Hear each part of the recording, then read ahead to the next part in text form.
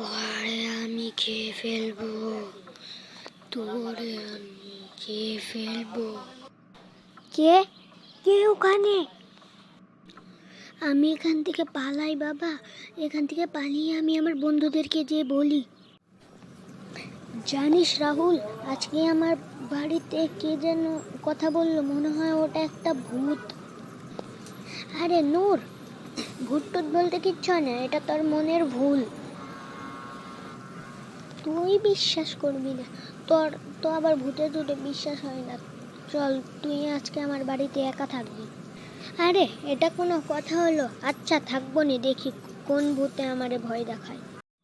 আরে ওর living room তো খুব সুন্দর, যাই ওর বেডরুমটা গিয়ে দেখি।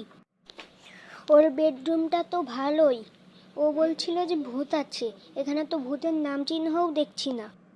এই যে তোর সামনে দাঁড়িয়ে, চোখে দেখছিস না?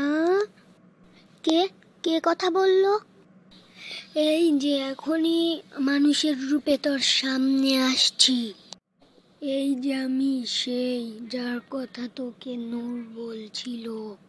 নূর তাহলে সত্যি কথাই বলছিল? বাবা পালাই এখান থেকে।